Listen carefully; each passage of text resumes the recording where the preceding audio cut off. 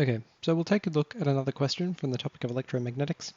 We're told to draw a flow chart that summarizes Lenz's law for a magnet being pushed into a coil. Okay, so what we want to do is we want to think about what happens to the direction of current if a magnet is pushed into a coil. So we have a magnet here, this is going to be south-north, and a coil here, this one's going this way. We have a magnet here, this one is going to be south-north, it's going away from the coil. We have a magnet here, this one's going to be north-south, and it's going to be pushed into the coil. And then we have south-north, and it's going to be pushed away from the coil. Now, if we assume that the little circle I've drawn on the right-hand side of each of the loops is the closest point to us, so it tells us the orientation of the loop, the way which the magnet will pass through, the currents on these four loops will go the following ways. The current will go this way here, this current will go this way, this current will go this way, and this current will go this way.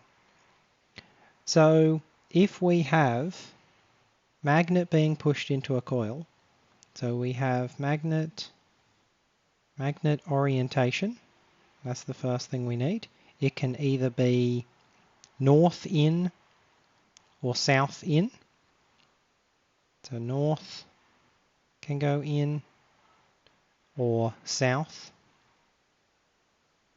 can go in. If north is going in, then from the perspective of this viewing eye, looking at the circle, the current will be counterclockwise. So north in, then we will get counterclockwise. Counterclockwise. And south in, if south is going in, from the perspective of this little viewing eye, looking at the circle, it will be clockwise. So south in will be clockwise. So this is just a simple little flow chart, but this pretty much summarizes what's happening to the direction of the current as the magnet goes into the ring. So this is our first answer. Now we have a second question here, which is a magnet is held south down above a copper ring. A, what is the direction of current as the magnet approaches the ring? B, what is the direction of current in the ring after the magnet passes through? Okay, so we have magnet held south down. So like this, south, this is north. It heads towards a copper ring below it, and it's going this way. So south is going in. So let's look at what we have up here. South going in would create clockwise. So this is going to create a rotation this way, which when viewed from above will appear to be clockwise. So if the viewing eye is up here, what is the direction of current as the magnet approaches the ring? A is going to be clockwise if we view it from above. And then B, what is the direction of the current in the ring after the magnet passes through? Well, after the magnet passes through, it's now down here, it's north-south, it's north-south, and it's heading away. So if we look at our four diagrams, we need south heading away. If south is heading away, this should not be, this should be north-south, sorry. South heading away is this one.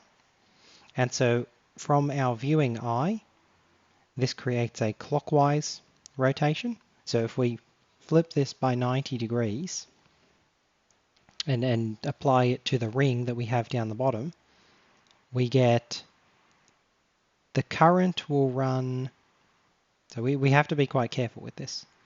The current will run,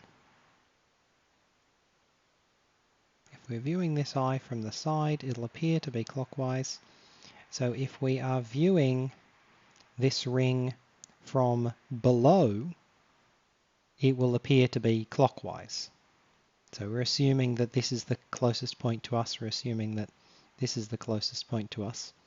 So if we view it here, it will look like it's going clockwise.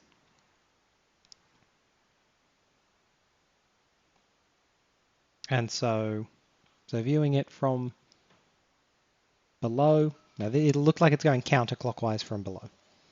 So B will be counterclockwise